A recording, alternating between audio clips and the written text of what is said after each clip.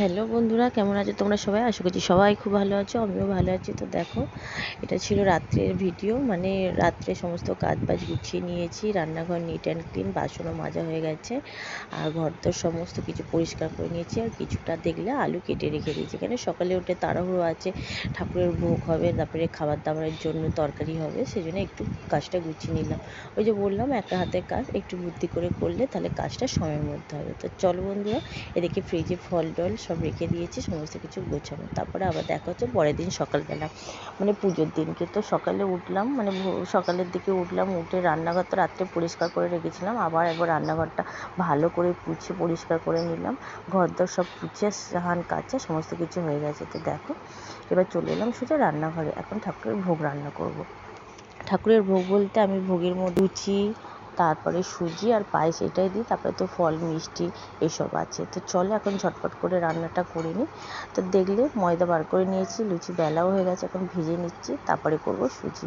আর কি বলো তো, যে স্ট্যান্ডে রেখে করবো তো, আমার আইপডটা নেই, সেই জন্য আমি না তোমাদের সাথে ঠিকঠাকভাবে ভিডিওটা শেয়ার করতে পারিনি। আমি হাতে ধরে ধরেই করছি, আর হাতে ধরে ধরে কতটা দেখাবো বলো, ছেলে এখন ঘুমাচ্ছে, সেই জন্য আর ভিডিওটা কেউ করে দিতে পারছে না, আমিই করছি। আর অবশ্য আমার ভিডিও আমিই করি, আইপডটা ভেঙে গিয়ে খুব অসুবিধা হচ্ছে। তো চলো বন্ধুরা, এদিকে আমার ভোগ রান্না হয়ে গেল, আর এদিকে পায়েসটা বসিয়ে দিয়েছি। তো পায়েসটা আস্তে আস্তে হতে হতে এদিকে আমি সমস্ত জোগাড়টা করে নেবো। তো এই যে এদিকে জোগাড় করবো বলে সব রেডি করে নিয়েছি, এবার বসে বসে সিদে ফল সব কেটে নেবো, সিদেগুলো গুছিয়ে নেবো। তার আগে চলো তোমাদের একটু দেখিয়ে আসি আমার বাবাকে। দেখো কত সুন্দর লাগে না, ধুতিটাও খুব সুন্দর হয়েছে। তো এখন ঠাকুরের সাজগোজ চলছে, আর এইদিকে আমি চলে এলাম, এসে আমি সমস্ত কিছু জোগাড় করে নিয়েছি। ব্রাহ্মণ আসলেই পুজোতে বসে যাবে। তো কখন আসবে জানি না, বলেছে 9:30টার দিকে আসবে, তারই আগে আমার সমস্ত কিছু গোছানো হয়ে গেছে, আর পায়েসও হয়ে এসেছে। তো এই যে এদিকে ফল সিদে ভোগ যা যা করলাম সমস্ত কিছু গুছিয়ে নিয়েছি।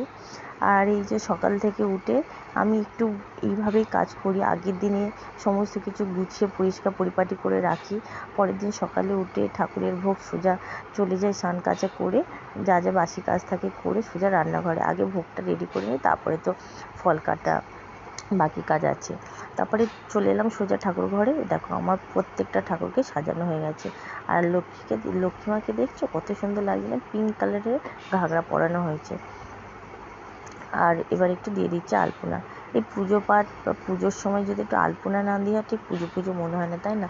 আমি প্রত্যেকটা পুজোতে আমি যেরকম পারি, আমি যেরকম ডিজাইন জানি, আমি সেইভাবে একটু আলপনা দিয়ে দিই, বেশ আমার ভালো লাগে। তো বন্ধুরা চলো, এদিকে আলপনা দেওয়া হয়ে গেল, এবার নিচে চলে আসলাম, আর গোপুসোনাদের পুজোও দিয়ে দিলাম। আজকে গোপুসোনাদের দুজনকে নতুন জামা পরিয়েছি, আর দেখো দুজনই একই জামা পরেছে, ব্লু কালার। তোমাদের দাদা 5টা জামা নিয়ে এসেছে ওদের জন্য, তো দুজনকে দুটো পরালাম, এখনও আরও 3টে আছে, থাক, আবার জন্মাষ্টমী আসছে, আরও পুজো আছে, তাই না? তো এই যে নিচের ঘরে পুজোটা দিয়ে দিলাম, নিচের ঘরে পুজোটা কমপ্লিট হয়ে গেল। আর এখনও ব্রাহ্মণ ঠাকুর আসেনি, না তো ব্রাহ্মণ এই 10টা 10-15 মতন বাজে। তো আমার কাজ রেডি আছে, আসলেই পুজোয় বসে যাবে, অসুবিধা নেই। তারপরে ওই যে ধুনো দিয়ে দিচ্ছি, ঘরে নিচের ঘরের পুজোটা দিয়ে দিলাম। দিয়ে আর চলো তোমাদের দেখাচ্ছি, দেখো কতগুলো জামা এনেছে, দেখছো কালারগুলো খুব সুন্দর। তো এইগুলো এখন রেখে দেবো, পরাবো না। আর আমার ছোট্ট গোপালটা খুবই ছোটো, তো ওড়নাটার হয়নি, সেই জন্য ওড়নাটা রেখে দিচ্ছি, শুধু ঘাগরাটাই পরিয়েছি। তো এইদিকে সমস্ত কাজবাজ গোছানো হয়ে গেছে, পুজোও দেওয়া হয়ে গেছে। আর তোমাদের একটু দেখাচ্ছি, দেখো দুজনকে একই মানে কালারের জামা পরিয়েছে, মানে ঘাগরাটা পরিয়েছে।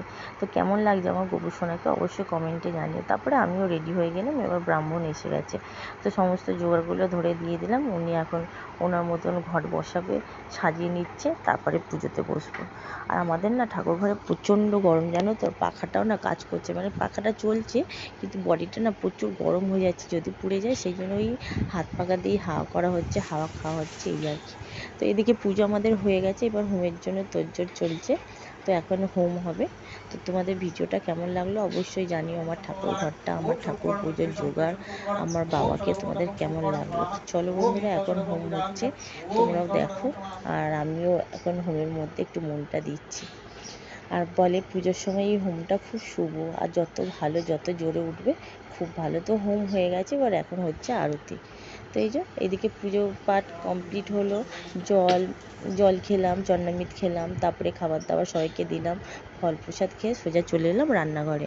এখন কষাচ্ছি খিচুড়ি আর আলুর দম, মানে বিকেলে যে সবাইকে ভোগ দেওয়া হবে।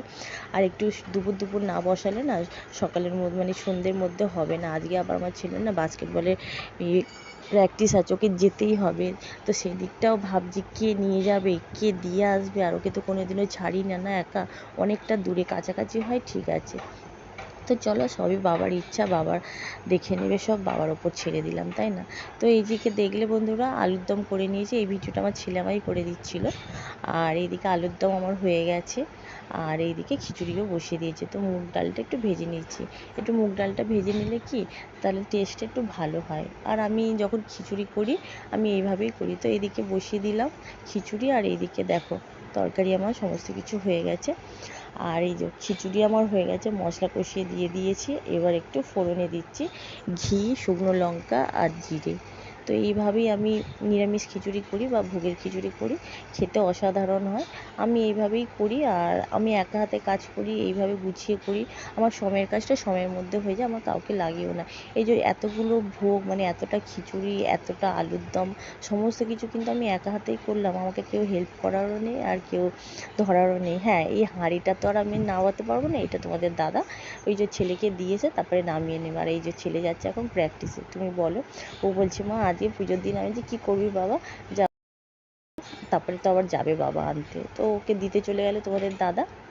আর এই যে হাঁড়ি এখন গ্যাসেই রাখা আছে, জানো তো, এইটা আমার পক্ষে নামানো সম্ভব নয়, অনেক বড় হাঁড়ি। জানি না তোমরা কতটা কি বুঝতে পারছো, কিন্তু অনেকটা বড় হাঁড়ি এটা। তো আলুর দমগুলো সব বাইরে নিয়ে গিয়ে রেডি। তো এই যে সব রেডি করে নিচ্ছে, আর তোমাদের একটু দেখাচ্ছি, দেখো ভোগটা কত সুন্দর কালারটা হয়েছে না বন্ধুরা।